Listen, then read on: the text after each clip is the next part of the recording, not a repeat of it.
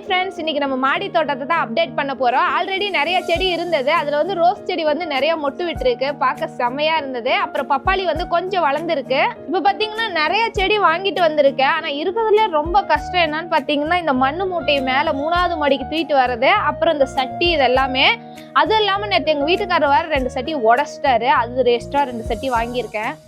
என்னென்ன செடின்னு பார்த்தலாம். ஃபர்ஸ்ட் ஒன்று வந்து பாரிஜாதம். இது ஒரே முக்கில் 3 பூ வரும்னு சொன்னாங்க. வாசமும் சூப்பராக இருக்குன்னு சொன்னாங்க. நான் இது வரைக்கும் பார்த்ததே இல்லை. பூ வந்தது கண்டிப்பாக நான் உங்களுக்கு அப்டேட் பண்ணுறேன். நீங்கள் யாராவது இதை பார்த்துருந்தீங்க அப்படின்னா கமெண்ட்ஸில் சொல்லுங்கள்.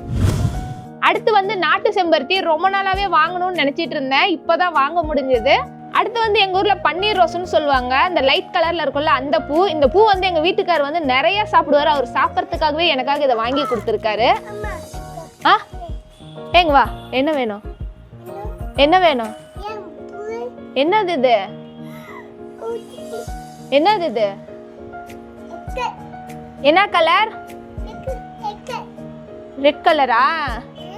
என்ன சூப்பரா இருக்கா?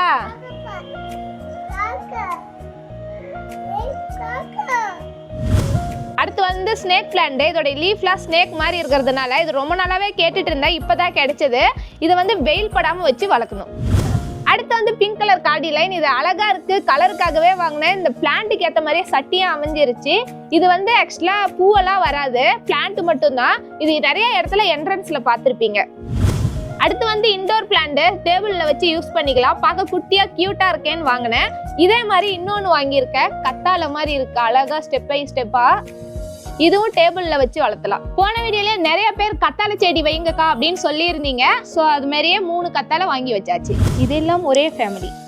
ஓகே, இப்போ நம்ம வாங்கின பிளான்ட் எல்லாத்தையும் சட்டியில மண்ணு போட்டு செடி வச்சு தண்ணி தெளிச்சிட்டோம் அப்படின்னா இன்னைக்கு நம்மளுடைய மாடி தோட்ட புது உரம் வந்து அப்டேட் ஆயிரும். வாங்க அதை பண்ணலாம். மண்ணு கூட காசு போட்டு வாங்குறோங்க. இதெல்லாம் உடச்சி போட்டு தண்ணி தெளிச்சு செடி வைக்கணும். இது எதுக்கு வாங்கணும்? இதுக்கா? சின்ன சட்டியில மண்ணு போட்டாச்சு. இப்போ ஸ்னேக் பிளான்ட் வச்சிடலாம்.